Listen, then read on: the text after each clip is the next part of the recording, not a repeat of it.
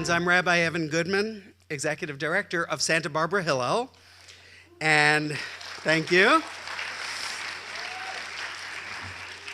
On behalf of our student president, Danielle Cohen, board chair, Rich Parisi, and Santa Barbara Hillel, we welcome you to this extraordinary conversation that we're going to have this evening between Michael Douglas and Natan Sharansky. We give special thanks to our partners who are here with us this evening, the Genesis Prize Foundation, with special thanks to Stan Polovets, its chairman and co-founder, Hillel International, and Jewish Agency for Israel. Santa Barbara Hillel, why are we here? Because we enable students to connect with one another in a Jewish environment at their home away from home. We offer a safe, welcoming, and pluralistic presence as a vibrant center of student life in Isla Vista. Santa Barbara Hillel is a place that is proactive in standing up for our students, in building bridges, and in fostering a positive campus climate. We're uniquely positioned to reach students at this formative time in their lives by providing them with the tools they need as they create the Jewish future. We accomplish this in close partnership with UC Santa Barbara. A positive campus climate like ours takes careful attention to develop. One of the most important people in this regard is UCSB's Executive Vice Chancellor, David Marshall. Since the moment I arrived here 7 years ago, I've seen how David is instrumental in fostering academic excellence along with encouraging the best in student life. It's my pleasure to welcome Executive Vice Chancellor David Marshall to bring greetings from the Chancellor and from UCSB. Let's give him a big hand.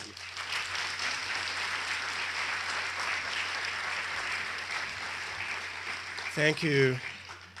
Well, I'm really pleased to be here tonight and pleased to offer a few words of welcome on behalf of the University of California, Santa Barbara. And Chancellor Yang is out of town today, but he asked me to personally send his greetings and best wishes to our distinguished guests and to everybody here tonight. And we congratulate Michael Douglas on being awarded the Genesis Prize. On a personal note, I'm especially pleased that Santa Barbara Hillel has brought this very interesting program, Jewish Journeys, a conversation with Michael Douglas and Natan Sharansky, to our campus. As a Hillel community board member, I've long admired the ways in which Santa Barbara Hillel has promoted interfaith dialogue and supported our students' commitment to civic engagement and social justice. And in addition, as some of you know, I used to be Dean of Humanities and Fine Arts, and I had the great honor to be the first Michael Douglas Dean of Humanities and Fine Arts. Michael Douglas has been a loyal and generous alumnus and friend of UC Santa Barbara for many years. In addition to endowing the deanship, he established the Michael Douglas Visiting Artist Program in the Department of Theater and Dance, from which he received his BA in 1968. He's a founding board member of the Carsey Wolf Center and the honorary chair of the Campaign for Santa Barbara. And you no doubt noticed that when you entered the theater tonight, you passed through the Michael Douglas lobby. So we're grateful for Michael's many contributions to the campus, but what I want to emphasize tonight, especially in the context of the program that brings us together here, is our pride that since he graduated from UCSB, Michael Douglas has been such a thoughtful, intelligent, original, and versatile creative artist, and such a dedicated humanitarian engaged in issues of global significance. His journeys in art and life continue to engage our interest and provoke important conversations. So thank you for being here tonight and welcome, and I'm pleased to turn the program back over to Rabbi Goodman.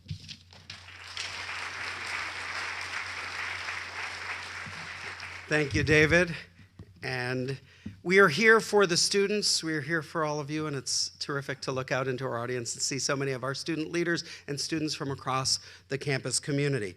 One of the students that we're very proud of, who graduated a number of years ago from UCSB, aside from Michael Douglas, is David Siegelman. And David Siegelman will be serving as MC tonight to take us through the remainder of the program. He was very active at Santa Barbara Hillel, including serving as student president while he was here. So with that, we welcome to the podium David Siegelman.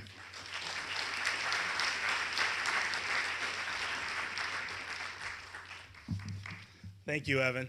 It's great to be back home here in Santa Barbara. When the new Hillel building was being built, it was really my first time to address the community. And I was so excited, 19 years old, a sophomore at college, and it was my time in the program. I started walking up. About halfway through, I felt a grip on my arm that was quite strong, and none other than our own Natalie Meyerson, who actually turns 96 next month. And halfway up, she stopped me to say, "We're excited to hear your remarks, but not if you're not without wearing a jacket." So I went back to my chair, I grabbed my jacket. So 15 years later, I have my jacket, and I promise in 15 years in the future, I'll wear a tie. But really to Natalie and to the entire Santa Barbara community, particularly at Hillel, for teaching me how to be a leader. It's something that's carried with me forever. So we're really excited about the program tonight. There's nothing more powerful than hearing the stories of the Jewish journeys. We have two remarkable people here, but before we invite our out-of-town guests up, we want to have a couple of the locals here. So it's my real pleasure to introduce two students, Andrew Packer and Michelle Moret, to tell a little bit about their Jewish journeys.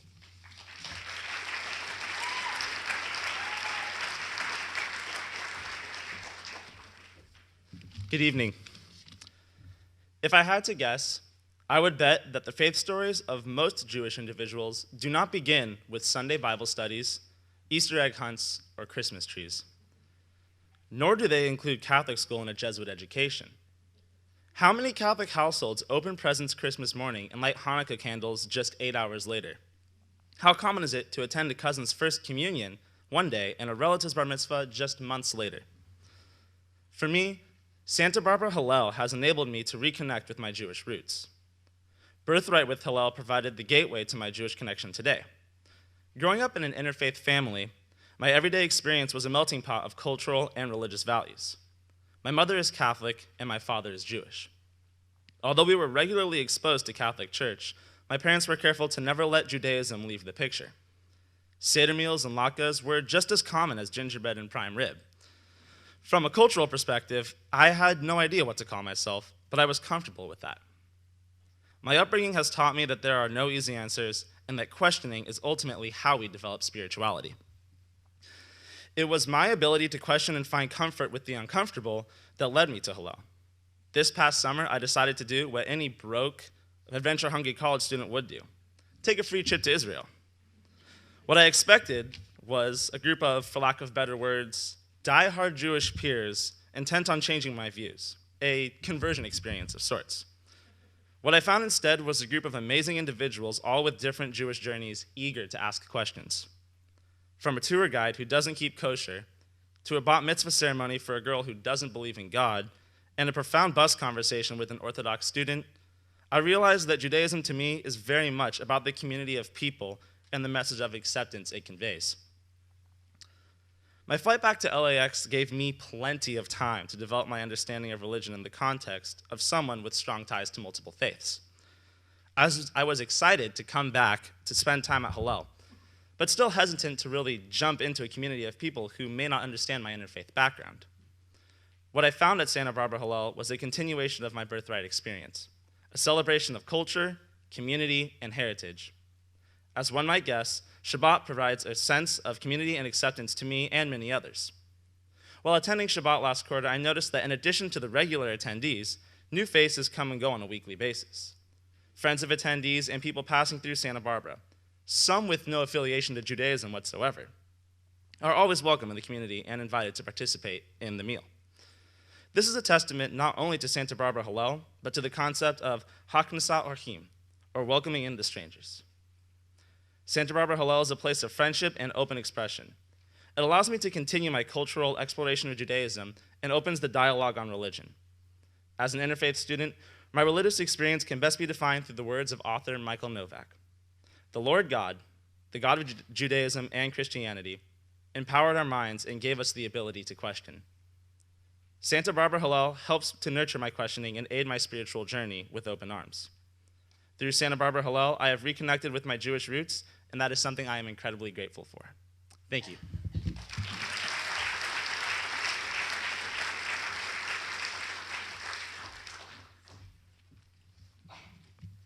Good evening.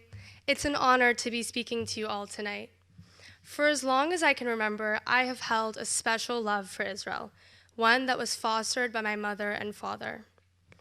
It is difficult to describe this love because it is so overwhelming. This love encompasses connection to a people and the Hebrew language, attachment to a history and land, and investment in a struggle that has lasted for thousands of years. I am a senior at UC Santa Barbara studying political science and psychology, and I am passionate about both my university and Israel advocacy. My connection to Israel stems from my Jewish identity, and over the past 4 years, Santa Barbara Hillel has been here to help me grow Jewishly. My experience with Israel has been largely positive, yet at times it has been more of a challenge. Although I am getting ready to graduate, I remember my first divestment meeting with great clarity. On campuses across the nation, including ours, student senators are increasingly being confronted with a resolution to divest university funds from companies that conduct business in Israel. The call for divestment is linked to the larger international boycott, divestment, and sanctions movement, which demonizes, delegitimizes, and places a double standard on Israel through its demands. What I realized at that first divestment meeting would dictate my actions for the remainder of my college career. First, I resolved that believing wholeheartedly in a Jewish state comes with the responsibility of being equipped to protect this tiny state from false accusations and skewed rhetoric thrown from all directions. Second, I resolved that Israel's accomplishments and beauties must be highlighted to the campus community. Third, I determined the necessity of having students on Senate who understand the divisive and damaging effects of divestment, senators who see the hostility directed at Jewish and pro-Israel students when divestment is brought up, and senators who actively work to combat this. This particular realization would later serve as an inspiration for me to run for Senate during my sophomore year. Ultimately, I served as a student senator because I wanted to enact positive change and have the privilege of amplifying student voices. And when I look back on my Senate career, what stands out for me is the success of Jewish and the pro-Israel community in defeating divestment. Santa Barbara Hillel played a large role in this achievement by providing our community with a space to come together and by maintaining communication with a network of organizations that offered additional support and education. Yet this was no surprise, because my final realization as a freshman was that Hillel staff who stood with us during that meeting are our reinforcement and are always ready to back us up. During my time at this university, I have found that Hillel is not only a physical building, but an intricate community that has been a home and even a fortress. This past summer, I had the incredible opportunity of traveling with Hillel students from UCSB to Israel on Birthright. On our first day in Jerusalem, we drove to Mount Scopus to look over this holy city. As I took in the view, I could barely contain my joy that behind me stood the Hebrew University of Jerusalem campus, which would soon be my university for the fall 2015 quarter. The same love for Israel that has driven me since I was young drove me to study in Jerusalem through the UC Education Abroad program. It was through living in Jerusalem for 4 months that I truly learned what it means to be Israeli, to be fiercely aggressive but loving at the core, to live through knife attacks, to look out for one another as though everyone is family, to remember history while also looking towards the future, and to love life beyond measure. Living in Jerusalem allowed me to experience the complexities of the Israeli society and only served to strengthen my pride for the Jewish state and intensify my belief that we must continue to advocate for it.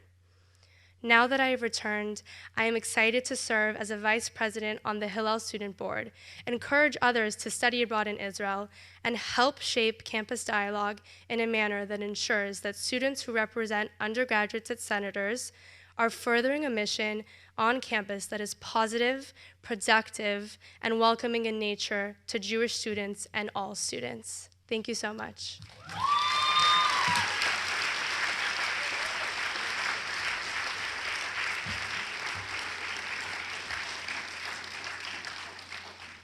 Thank you, Andrew and Michelle. It's not easy to share your personal journey and your personal story, and that is the theme for tonight.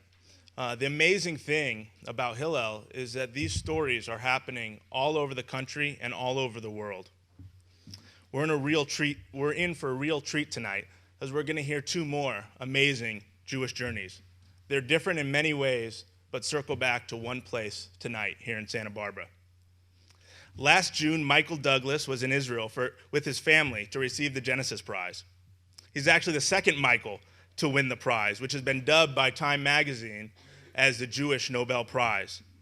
Michael Douglas and Michael Bloomberg are the first two recipients of the $1 million award, which they've both generously donated back to the community. For Michael Douglas, his $1 million has been matched by an anonymous donor, and again, through more donors, to now total roughly $3.5 million, which will have a major impact on his work in creating avenues of engagement for intermarried families and their children. I actually have never met Michael Douglas before the Genesis Prize, but as a student here in Santa Barbara, I had the incredible honor of a Friday night service at Santa Barbara Hillel, where Kirk Douglas, his father, gave the Devar Torah. It was amazing. It was the most inspirational cross-section I've ever had of pride and courage delivered to a group of students. Joining Michael on stage is a renowned human rights activist, former Soviet refusenik, chairman of the Jewish Agency for Israel, and chairman of the Genesis Prize Selection Committee, Natan Sharansky.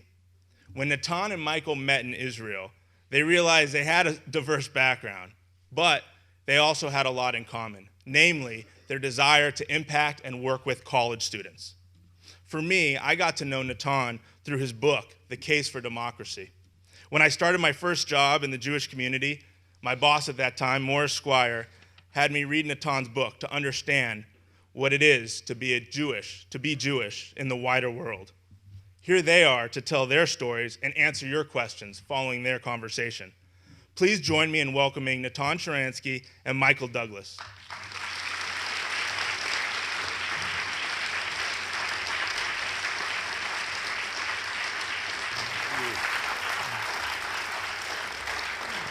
I'm going to forego a formal introduction. Based on your applause, you know these gentlemen, and they're here to tell you about themselves in their own words. David, thank you, Rabbi. What an introduction. Thank you so much for being here. And Michelle, Andrew, the words were fantastic to hear those wonderful words. This is our last night together, Natan and I. I feel like I'm going to lose my brother for a little while. Thank you all for being here. So many people to thank. The Hillel organization, Hillel has done just an amazing job of become aware of what they've done, just the time I've spent. It's fantastic. And Natan, the Jewish Agency, working closely together. It's been a real education for me, and I'm really appreciative of it. And the Genesis Group, the Genesis Foundation, and having this prize has given me a new education that I never anticipated at this point in my life. So thank you, and to be here in Santa Barbara at UCSB 48 years later. I don't know about that. It was really a treat, and thank you, Natan, and everybody else for making this a possibility. As you know, we were at Brown, Stanford last night, and it's a treat to be here to today to talk about our respective journeys. Natan, I think really, I'm curious. You know, you're from Donetsk, not Odessa. No, you're from Donetsk. My parents are from Odessa. Huh? My parents are from Odessa. Oh, they are from Odessa. Yeah. Oh, so it's I'm not a legitimate, standing joke. It's for sure. There's a tremendous amount of anti-Semitism when you were growing up, and I thought maybe people would like to know a little bit about your background of your faith from Ukraine. And when you mentioned the other night, which I found interesting, that you found more faith when you were in prison those years, and that was a key strategic point. And maybe you could just tell a little bit of your background. Okay, it's difficult when we are already speaking for 3 evenings. It seems like you are repeating yourself. But I'll try to be short and straight to the point. Donetsk, city of Donetsk, which today everybody knows because that is the center of the war between Ukraine and Russia. They were probably, in those days, 500,000 people, probably 10% of them Jewish. Nobody knows exactly.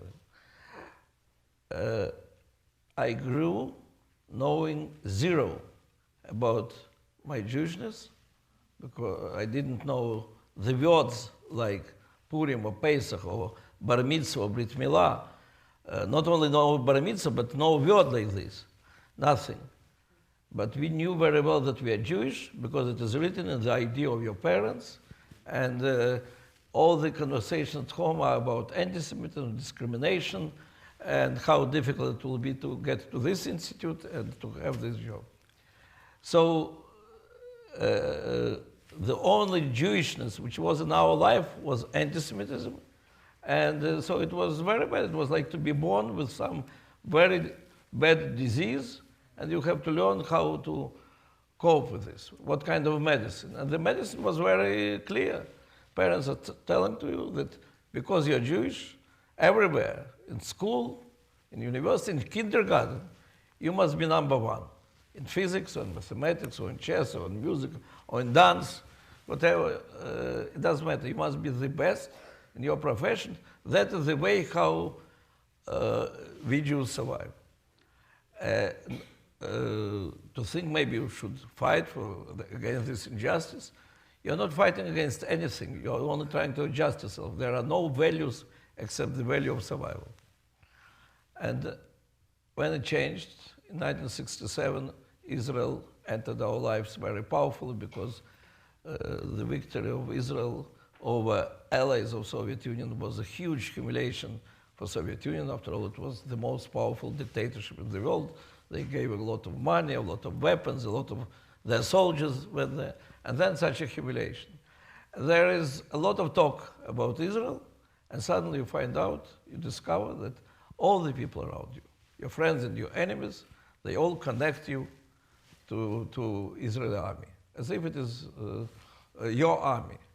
And you want to understand why the world connects you, and that's when we start reading in the underground from the books which were brought by American tourists about ourselves.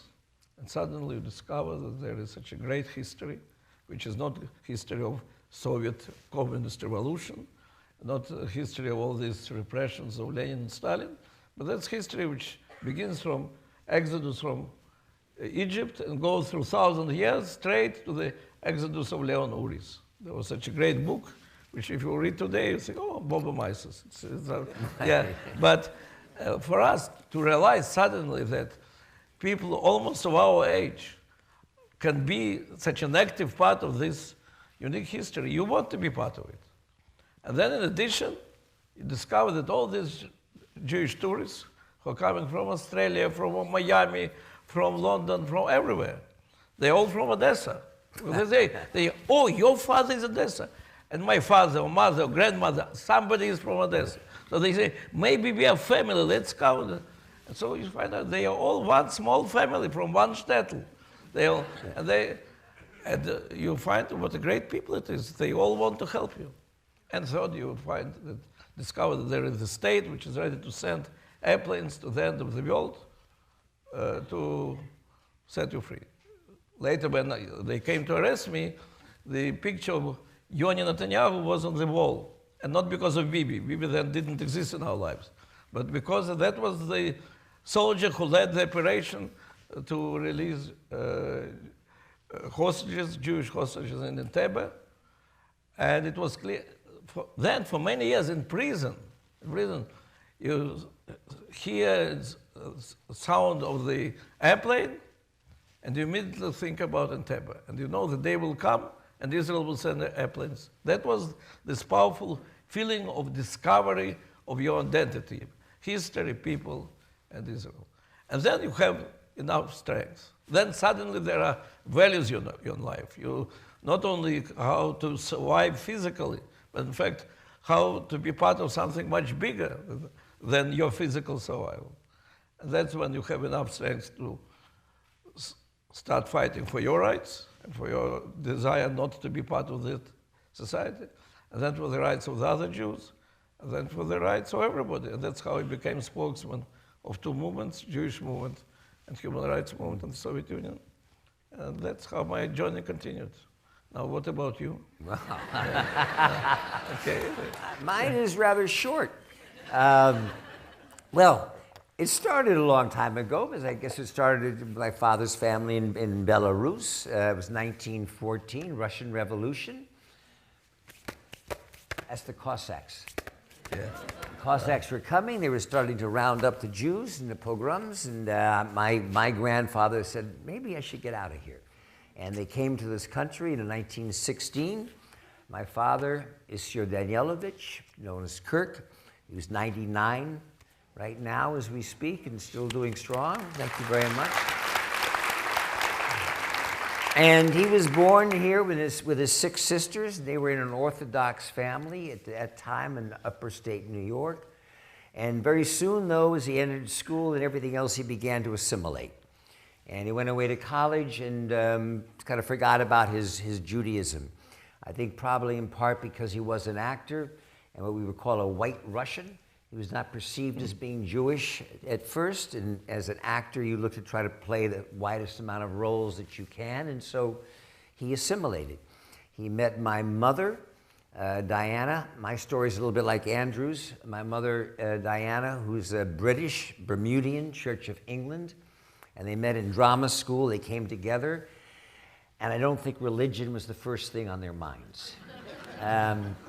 And they came together, married. I had my brother and I, and we grew up in a family that religion was not part of it. My first memories, I think, was going to a cousin, my father's sister's son, my cousin, to a bar mitzvah when they were 13, and maybe it was the opening the first night, and we gefilte fish, and I got appendicitis. And I had my appendix taken out. My family was not happy about that because Kirk was the star of the evening and he was at the hospital with me. So I didn't have good memories about my first Jewish experience. Then later on, when I was in high school, I kind of remember that we had an intramural volleyball team together that was called the Non-Denoms. And we had our T-shirts had a Star of David with a cross in the middle. And I guess it was kids like me that came from mixed families. And so I continued through my life. And I realized, though, that Kirk, and if you notice a lot of his performances and the kind of intensity that he had, deeply had a real rage, because as a person who was not perceived as being Jewish, he heard a tremendous amount of anti-Semitism throughout his life. And I think that's part of the anger that came from that. But I've continued along, other than my closest spiritual experience was right here in Santa Barbara as a 1963 to 65 as a good hippie, sitting right here in school, working with the Student Meditation Society, the Maharishi Mahesh Yoga, doing some slight medical research on just early assistance for early glaucoma. We were just working on everything, things like that. But other than that, I remembered things went along fine, and I married my wife, Catherine, and had two kids. And lo and behold, my father, I should preface this by, my father, when he turned 70, just about the same age as I did, had a horrendous helicopter accident. He survived, and other people in an airplane crash died, and he basically asked himself, why am I alive and they are dead? And he began to get back to his roots and studying the Talmud with Rabbi Volpe, who you met last week, and it changed his life. And I remember, that's 29 years ago, and I remember how much he's changed, how much more kinder and gentler and spiritual that he has been in that period of time. It was tremendous influence. And then my son, Dylan, going to school here back east 4 or 5 years ago, having different friends going to their houses for the weekends, and a couple of the friends were Jewish. They would celebrate Shabbat. He would light the candles. They would go to Hebrew school the next day. He would hang out. And he came back about 8 or 9 months later, and he said, I want to be a Jew. I said, well, I want a bar mitzvah. And I said, well, what is it? He said, Dad, I don't know. When they light the candle and they talk, there's something I feel of community. There's something in my heart, my soul feels. I said, Dylan, this is wonderful. Thinking maybe he just heard about the party, how much gifts he was going to get and all of that.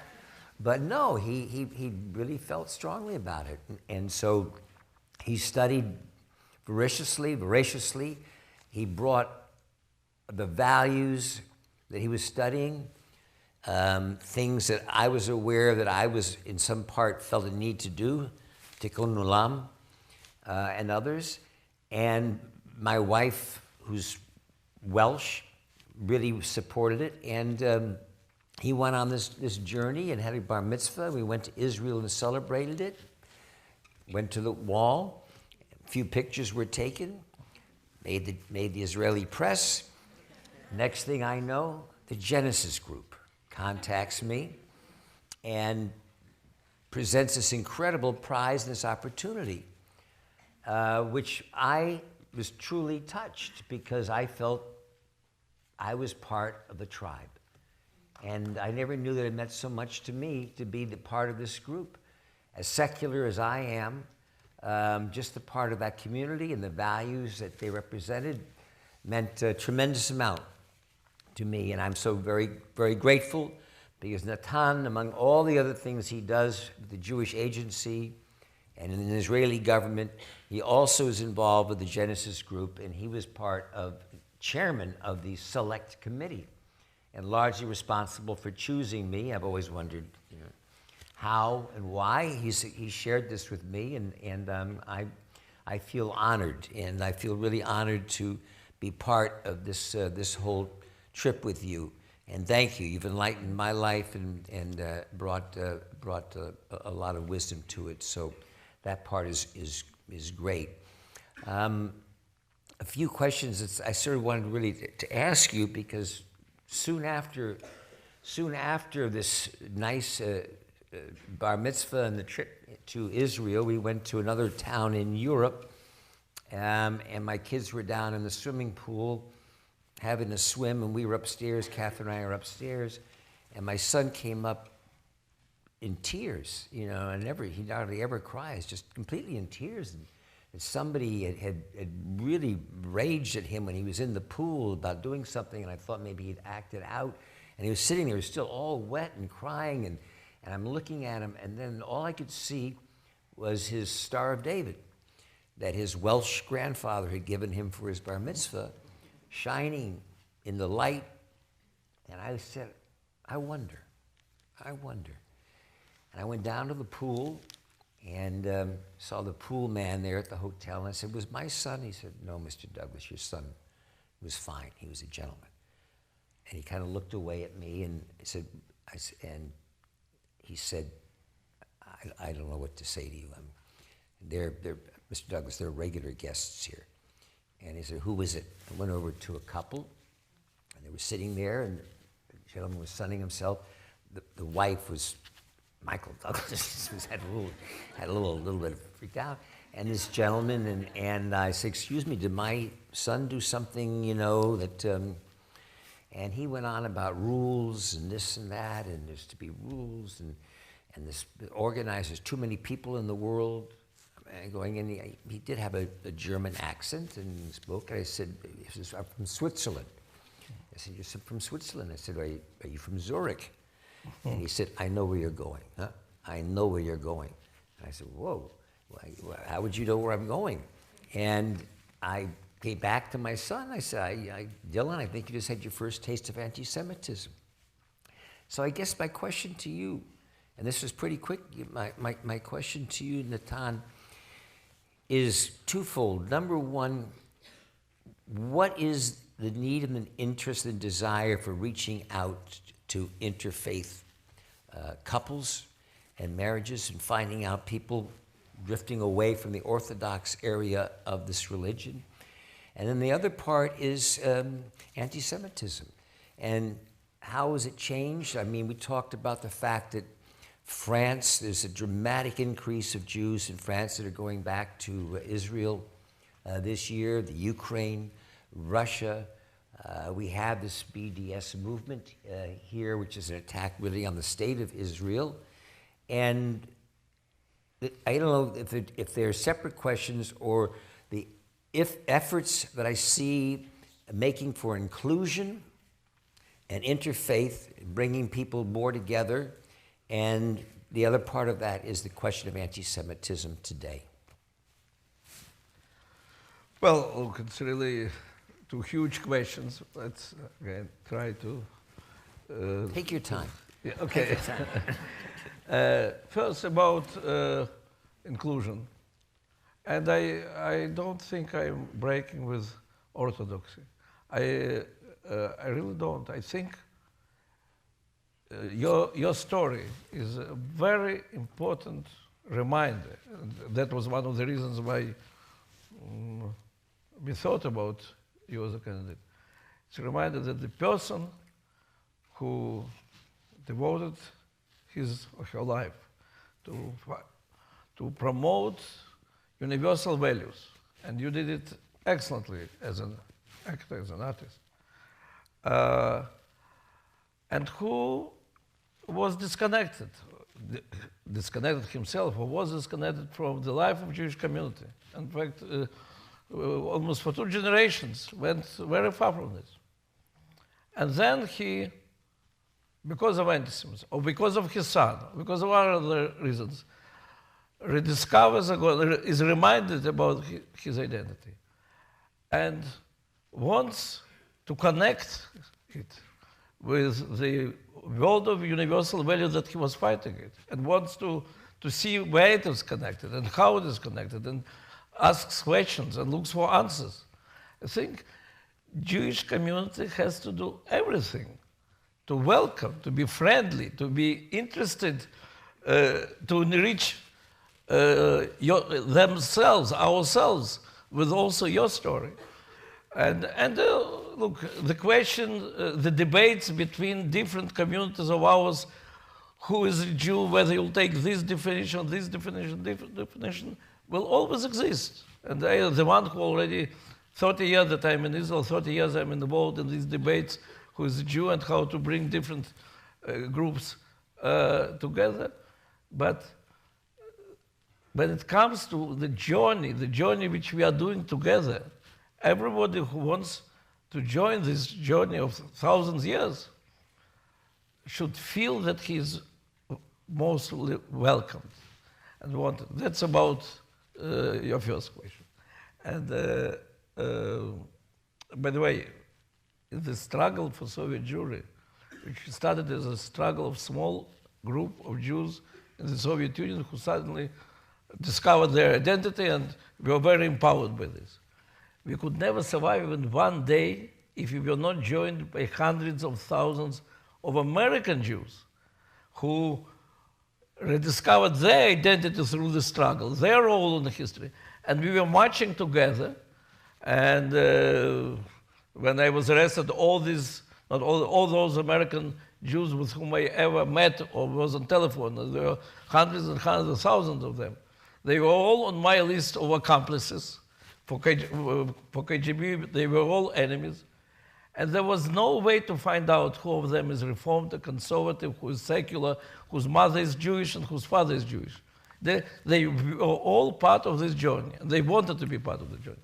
So for me, it is very important that we as a Jewish community always will be open, welcoming for those who are interested to be part of this journey.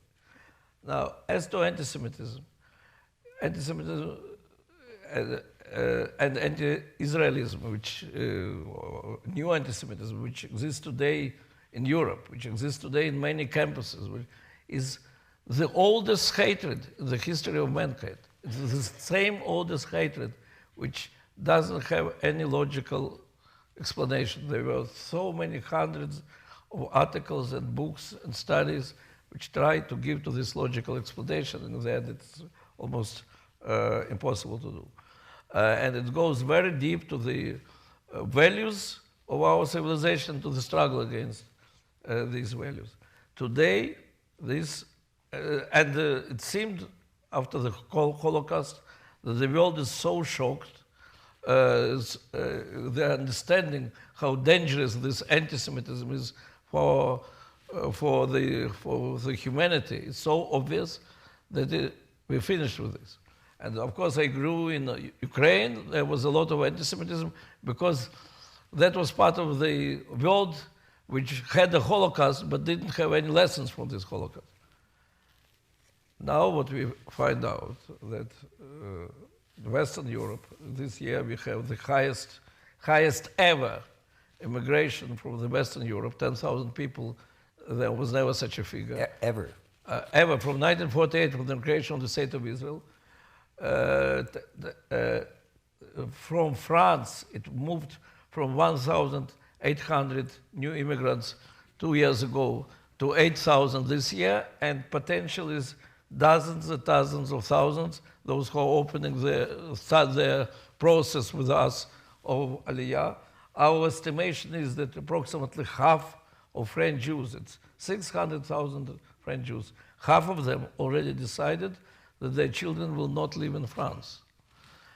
And that is direct result of the old anti-Semitism, which is going mainly from conservative, right, Christian community, joins with the very powerful new anti-Semitism, which comes mainly from liberal Europe, and which all is expressed in the extreme forms of demonizing of Israel. And on the top of all this, huge community which is coming from Middle East, and many of whom don't share any values of Western civilization, and hatred to Jews and hatred to Israel is felt, well, sometimes it turns into terror. So all this suddenly turns Europe in an extremely uncomfortable place to be. In our work, it is very important all the time to show the deep connection between classical old anti-Semitism, which was all based on demonization, delegitimization, double standard towards Jews, and new anti-Semitism, which is all based on demonization, delegitimization, and double standard towards the State of Israel. Where is the support for BDS coming from? It seems pretty organized. It seems well financed. Yeah, well, first of all, though, of course, BDS movement and many activists of BDS movement, and sometimes even naively, believe that the aim is protection of human rights. If you look, even on the internet site, and listen to the leaders, what is the real aim of BDS movement?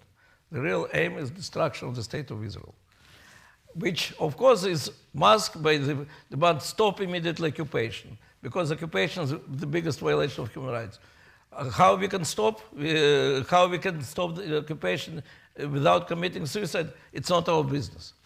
But if you look, they don't even mask the leaders, that the real aim is that there will be no Jewish state, that Jews will be minority in another Arab state. Second, if you look at the history from where it started from the Centers for Middle East Studies like 15 years ago, which started appearing in different campuses, which were all financed by Arab countries. Then, with the time, yes, this movement was joined by some liberal forces who didn't even realize that how they are used within a very organized, concentrated effort of financing coming from the worst enemies of Israel on one hand, and from some European countries who fed with this newly emerging or the old anti-Semitism turning into hatred towards Israel. And when I was probably on more than 100 campuses, and I remember how it started as divestment movement, as movement against occupation during the Second Intifada. And step by step it turned into boycotts, academical boycott, professional boycott, boycott of doctors. And it was always based on extremely hypocritical double standard. For example, boycott of Israeli universities because they're discriminating Arab population. In the Israeli universities, there are more Arabs studying in Israeli universities than in any Arab country. It's simply, there is nothing even to compare about these opportunities.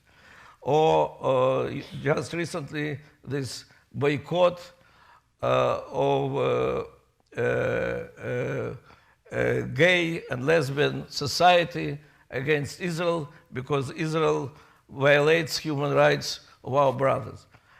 We are living in the area, in the region, where the only way for gays to survive is to ask for political asylum in Israel.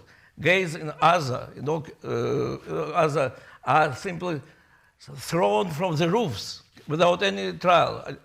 I was traveling on the university once with one Palestinian gay who agreed to be for some months, and then he was afraid. He also decided to go underground, but who agreed to speak how when in Ramallah they found out that he's gay, they gave him a choice: or you will become a suicide bomber, or you will be killed immediately. And he agreed to become a suicide bomber, and he escaped to Israel and asked for political asylum. So, well, and of course Israel is, the only country there where you have these gay parades, and where our army never had any restrictions, like your army always had a problem, now has less problems.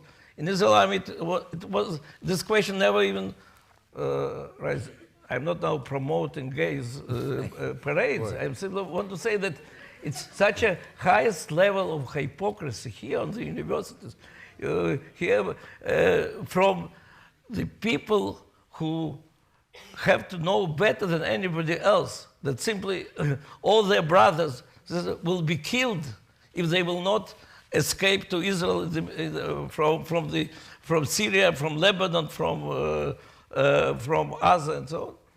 And nevertheless, it becomes also part of the boycott movement. So there is a lot of hypocrisy. It's not even double standard. It's some of the highest level of hypocrisy. It's basically is financed by the forces who want to destroy Israel, and where we really made a big mistake, I believe, that we permitted to use the banner of human rights against us, while the only country in that part of the world which believes in human rights, which protects human rights, which is concerned about human rights, is the state of Israel. on a real positive note, I don't know if anybody saw this week, really in large part due to Natan and the work of the Jewish Agency with the Western Wall and opening it up for.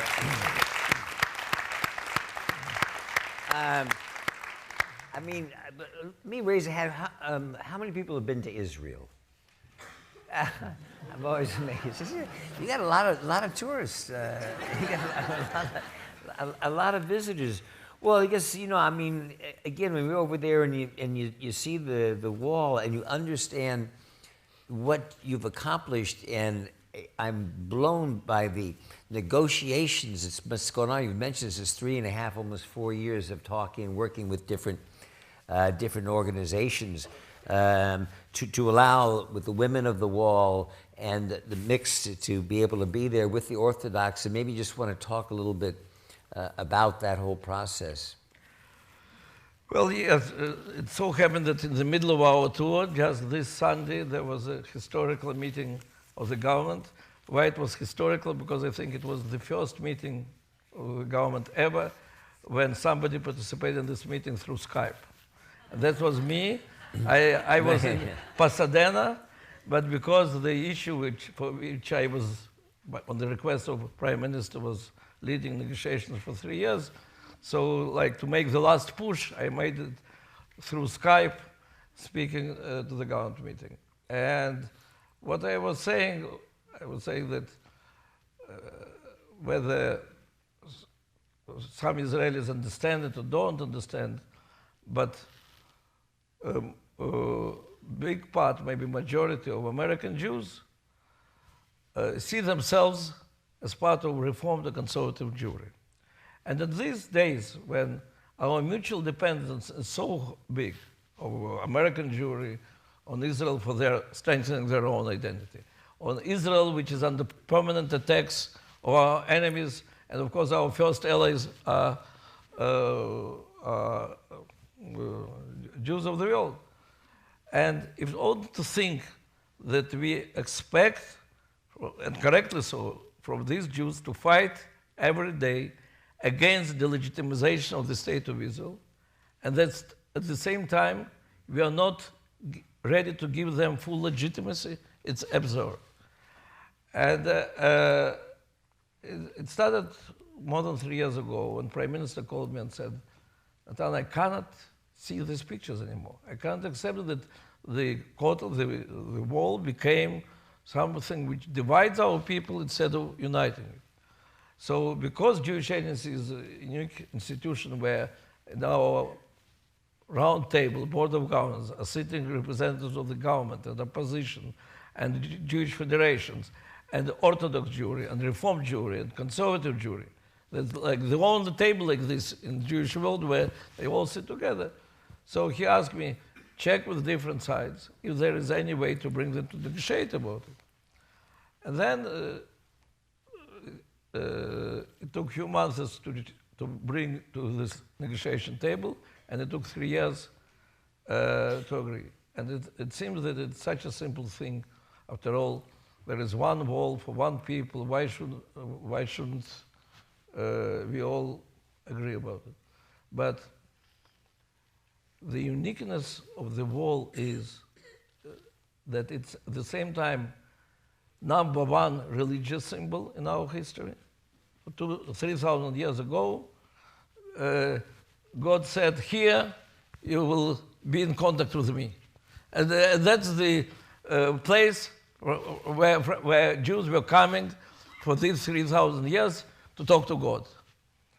And at the same time, it's number one national symbol. There is no more central symbol which Jewish state of ancient times, 1967, Jewish state of modern times.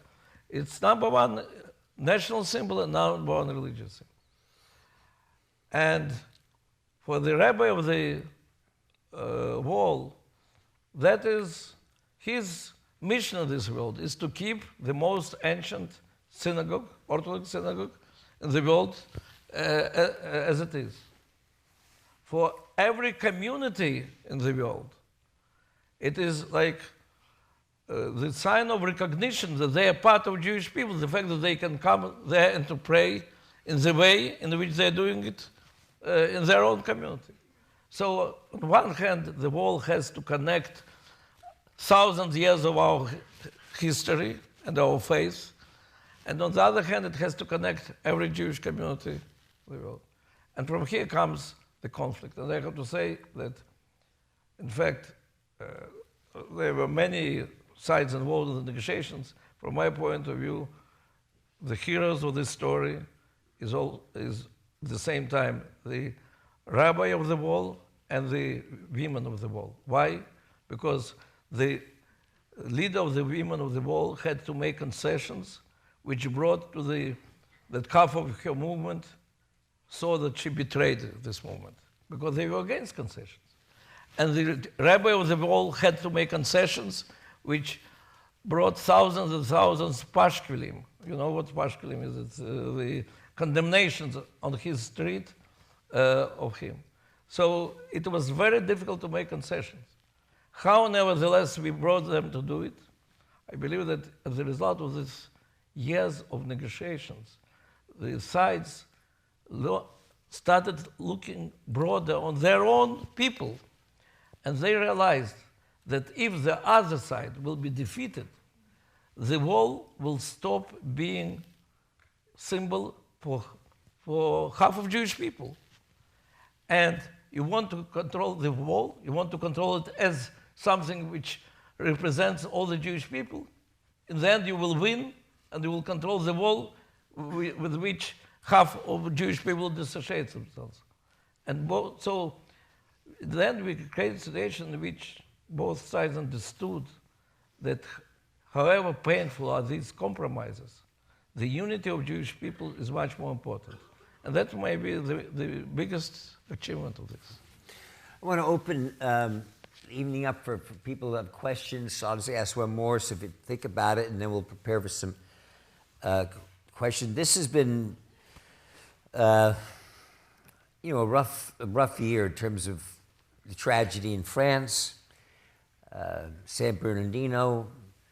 We were talking, an Israeli border guard was murdered yesterday. Today. 19-year-old girl. 19-year-old girl today. What influence does Daesh, ISIS, do you feel have in terms of the issues dealing specifically with Israel?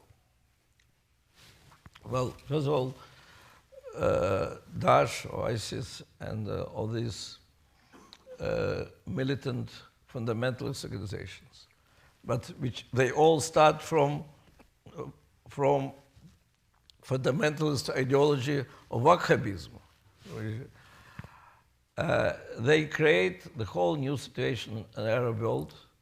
As a result, we see here how extremism becomes more and more popular, how Muslims who were born in France, or in England, or in Belgium, who went to the European schools, and now are joining ISIS. So if that is the influence on some Muslims in Europe, you can imagine what is their influence on the Arabs in the Middle East itself. So no doubt that it has an influence. But at the same time, the day-to-day propaganda of Palestinian authority with which we are supposed to be partners and then to build peace, many of these terrorists who know more than 30 Israeli citizens were stabbed to death in the last few months, and more than 300 were heavily injured. And Palestinians who are doing it, many of them very young, they say that they were inspired by broadcastings of Palestinian TV. And many of them, of course, are inspired by the slogans of ISIS and by these videos of ISIS, which are shocking for many of us, but which are like appealing to the most primitive, dangerous feelings of those who want to glorify death. And that's very dangerous. Yeah. David, are you going to take us for questions? Or? Are there any questions from... Hi, my name's Danielle Cohen. I'm a third-year film and media and sociology major and currently the student board president of Santa Barbara Hillel. My question is for Mr. Sharansky. First of all, I'd like to say thank you for sharing and for all of your hard work regarding the new compromise at the wall. I was wondering what challenges and opportunities you see going forward with religious pluralism in Israel? Oh, I thought if you are your specialty is films, so you can ask Michael. Unique opportunity, but the Israeli film market is still a small market.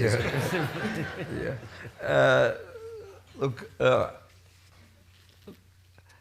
first of all, it's a very complicated problem. I will not go now into the history, but it so happened that Israelis, definitely founding fathers of our state, didn't face this situation when Ben-Gurion was saying, the synagogue to which I don't go is Orthodox.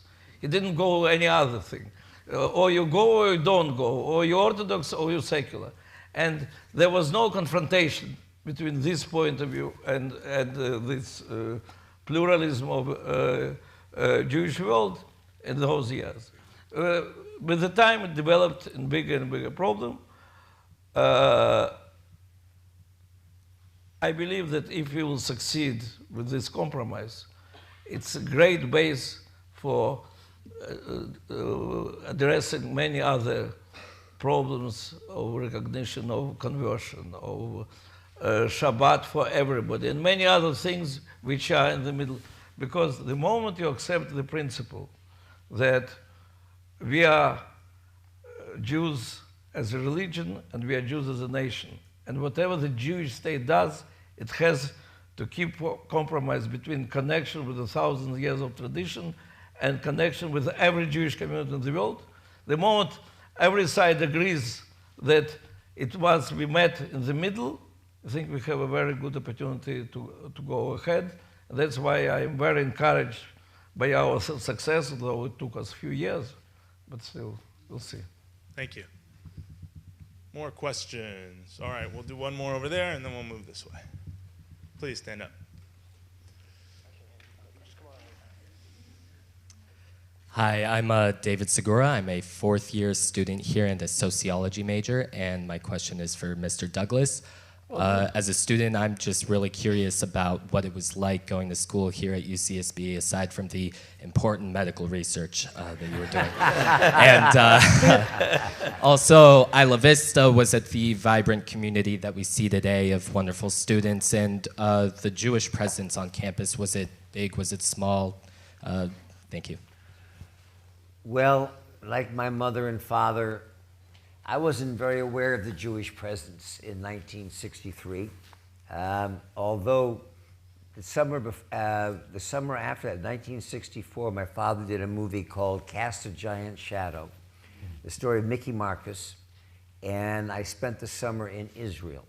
It was my first trip to Israel, one of the most extraordinary experiences I ever had at that particular time, in terms of a country that I did not know a little bit about, but I learned a lot about, in terms of how recent their battles and their war had been. I remember filming, and because the jets were flying overhead, and because of the size of the country, before you knew it, they were flying back again, going down to the other end, and it was always a problem because we had to wait for the sound and the frustrations. I remember being in the restaurants that the film crew was staying at, not understanding why on weekends we couldn't have a hot meal. And who was this gentleman in this black cloak, this hat, walking around the kitchen, you know, making sure the lock was on the toaster. And understanding this kind of complex mixture between religion and politics and the state. But as far as being here in Santa Barbara, it was a magical time, the most important time of my life. I grew up on the East Coast. I basically came here to the university because when you look at your college advisor, he's sort of like a travel agent. You know, he's going through the different brochures. And I said, wait a minute, let me stop. And it said, Campus by the Sea.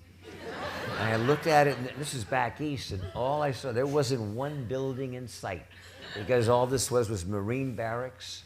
You know, all Marine barracks, and one Campbell Hall was the only building that was here. The rest of it was Marine barracks, and there was a guy walking down the beach carrying a surfboard with two girls in two-piece bathing suits. You never saw a two-piece bathing suit back east in 1963. And I said, I want to go there. And it turned out, and God bless Ronald Reagan, it was the height of the UC system. They attracted all these incredible professors from back east. It was an extraordinary system, had a fantastic theater program at that time, and has continued to grow amazingly under the artful hand of David Marshall, who's now moved up. And so it was a magical time. It was obviously it was exploding. There was a tremendous number of protests going on vis-a-vis the Vietnam War at that particular time. Wednesday silent protests out in front of the library. So it was an exciting, wonderful time, and I remember it very, very fondly. And it's nice to see, just being here now.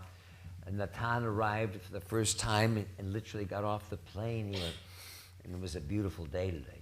You know, today was just a gorgeous day. So it's like this every day. But he said, this is beautiful. I said, I told you so. Well, after Jerusalem, it's very beautiful. Okay, another question. We'll go here, and then please, if you have one, just to go to the aisle so we can get you the microphones as well. But let's go right here. Did you have your hand up? Yeah, please. Hi, I'm April Savage. I'm a bio major, third year. My question to, I guess, both of you, but mainly Michael Douglas. Given your background and experience in interfaith work, what advice would you give to me and my peers as college students of how to foster interfaith climate on campus? Well, I think certainly through Hillel, which seems to have a wonderful warmth. I mean, it's basically, I think, an issue of being candid and open and not being afraid. I mean, for all the years, you know, the Reform movement really was 1983. The Reform movement acknowledged that if your father was Jewish, and so, you know, as people always say, don't talk about politics or religion, and you'll always get along.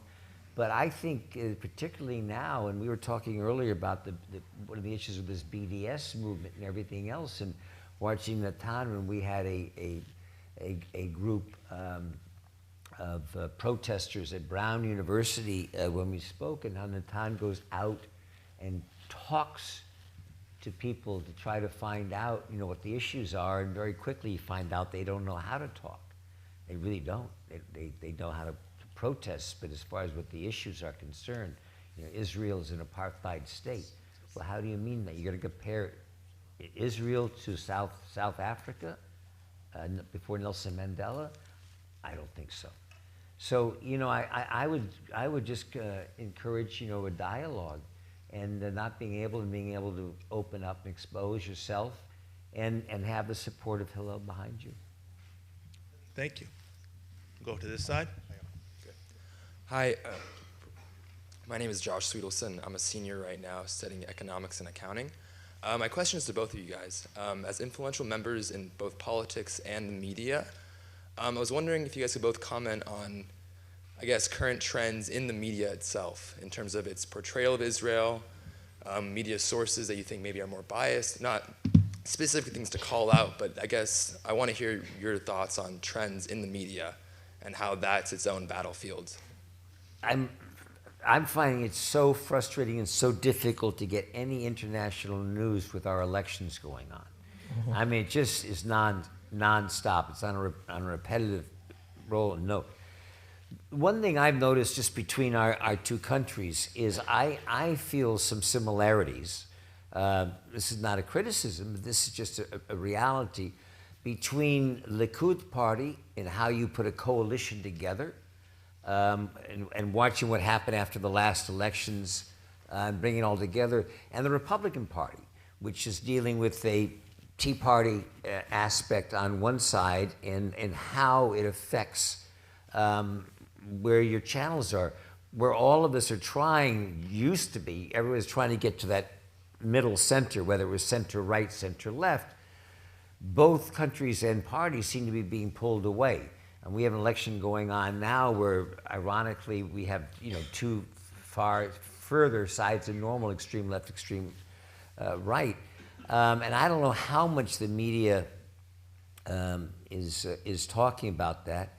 I know because of the issue which we did not get a chance to talk about, which was Iran, and the agreements, and when President Netanyahu came over here to Congress, I mean, that certainly caused a lot of friction in terms of our parties. So I don't know, what would you say? Well, look, I think the problem with the media, it's strange to say, but it's the same as the problem with these protesters in Brown University. Because when you try to take them from the slogans to substance, they really don't want even to go to substance. They don't know the substance, and they say, don't try to take me deeper, I'm really not interested in it. The problem with the media that it is so superficial, so extremely superficial, and it's all about the picture. And it is so easy to have a picture of Palestinian suffering that because his house was destroyed in Gaza, and it's much more difficult, or it needs a serious effort, a serious analysis why his house was destroyed in Gaza, or why there is fourth or fifth generation Palestinians live in refugee camps. And I have to say that my attempts to have a serious discussion with journalists of newspapers, which are supposed to be very serious newspapers, they were, as a rule, disappointing. They really are not ready to go deep into the analysis of the phenomena, and it's dangerous. They help to this war of slogans against Israel. So what we have to do is always to try to take statement, any statement which is done, and try to analyze it in view of the realities of the Middle East. Because if we go into what's really happening in the Middle East with unique, unprecedented wars of fundamentalists from one side and from the other side, and that the only very small island of decency and democracy and human rights and Western values, which is Israel. And then you look at this, you live this through the situation, you know this situation very well, and then look on your most prestigious newspapers, and there is only pictures, and one can think, if he judges from these pictures, he can think that the only place in the Middle East where some awful things are happening, it is Israel. So it's, unfortunately, I don't know how it happens, but, and by the way, the public opinion in America, I find out, is not influenced somehow by this press. I would be concerned if I were editor of the newspaper, and every day you're publishing pictures about how awful Israel is. And then you make polls, and poll after the poll of American public opinion. And it is very favorable to Israel. And Americans continue naively believing that Israel is the only democracy in the Middle East, while the newspaper says something opposite. I would be very concerned. Probably these newspapers don't have real influence. Do another on this side. Hi, I'm Ariella. I'm a fourth-year political science and international relations major. This question is for both of you. Thank you so much for being here. Natan, I'm sorry for politically bombarding you again. I can't help it. So as someone who has a deep connection with Israel and a love for my own Judaism, I find that, or my beliefs are that love doesn't come without complexity and criticism. And I find that whenever I do criticize Israel, from its policies on asylum seekers to the occupation itself, I come across shutdowns and that my opinions aren't valid because I'm not from Israel and I'm an American.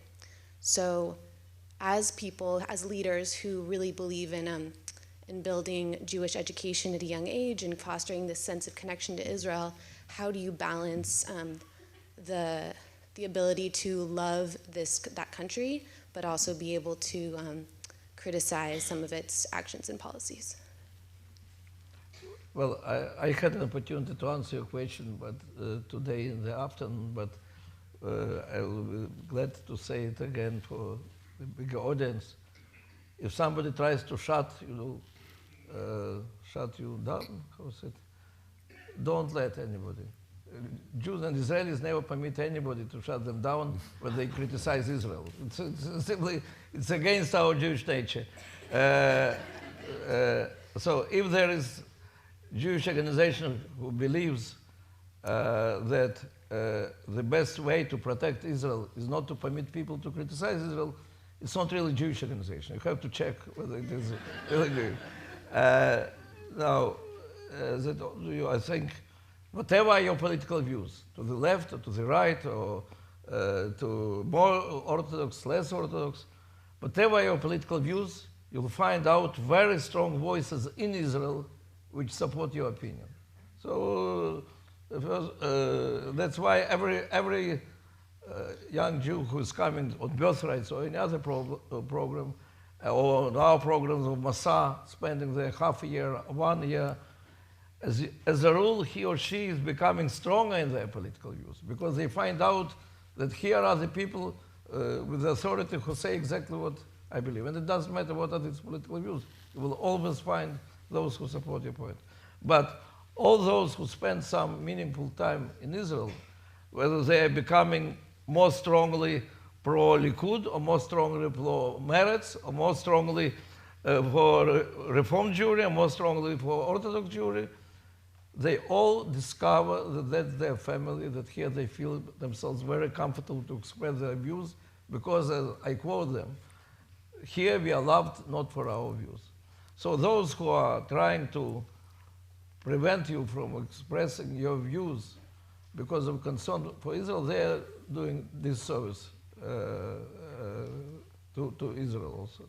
And I really call everybody, and Hillel from this point of view is an excellent organization, really excellent organization, which gives place for debates, but the base of their position is deep love to Israel and deep concern for Israel. And then we can disagree with you, or maybe not disagree, but what is the best way to protect the interests of the state and of the Jews and of the Arabs who are in the area.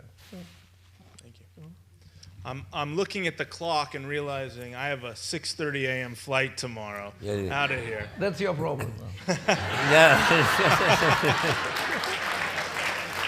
David, I just wanted to say before we wrap it up, Natan, I've had the best week with you.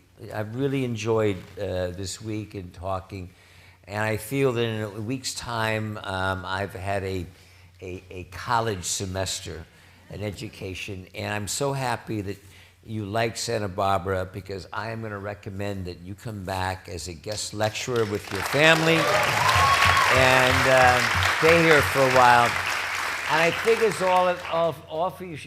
You should all know February 11th February 11th will be the 30th anniversary since Natan got out of prison. And may we all accomplish as much as you have in the past 30 years. Congratulations. Yeah. Well, Michael, I have to say that I got out of prison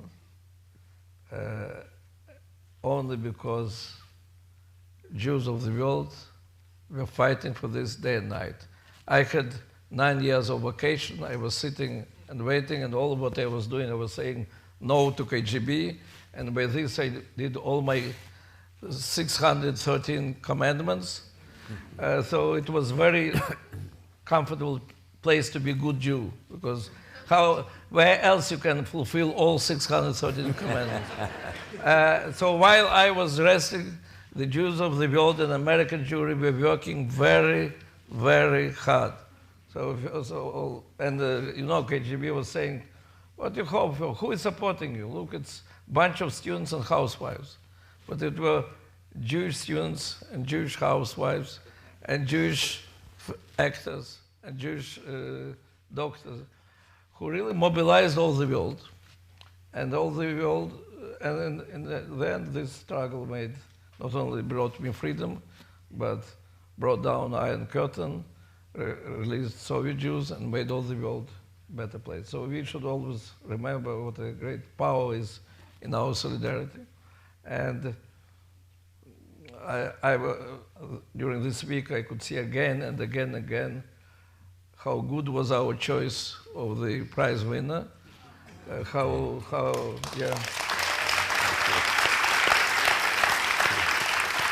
because I never in my life had so many selfies with Hollywood celebrities.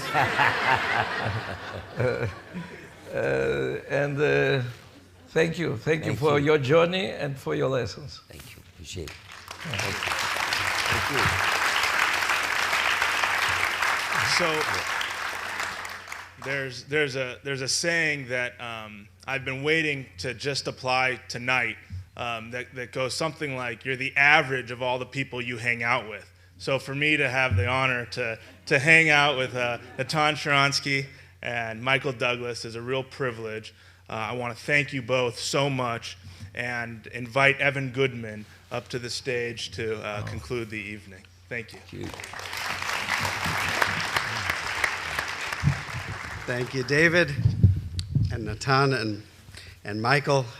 I'll end personally continuing, Natan, on what you said. They were housewives and they were students who were protesting to free you.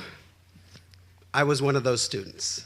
In San Francisco, I would go on Sundays on Green Street to the Soviet consulate in San Francisco, along with other youth groupers to protest for your freedom. And to be able to be here as a rabbi and as someone who helps to lead our student community, it's more than a privilege. It's a pleasure, and to see what you have made of your life since then. And Michael, I've loved your movies. You weren't protesting. I was not protesting yes, you for were. you. You were up there, Basic Instinct. I know you were. I may have, yeah. And the university here may have changed a little bit in the years since you. I think that there may still be some medicinal research going on here. One of the things that has changed is that the Jewish student population when you were here was very small, and now we have more Jewish undergraduates than any other UC school. So that's something that not everyone might know. More than Berkeley? Many more than Berkeley. Yes. And we also take, this last year, 160 students on birthright trips to Israel, which is the most in the entire Western United States. Yeah, that's a lot. So That's a lot. these are some things that we're very proud of, and we couldn't do it without the support of people like these and without the influence of people like you. So Santa Barbara Hillel, as most of you know, is a completely independent organization that relies on the community, parents, and alumni for support. We thank you for your support and encourage you to continue to do that.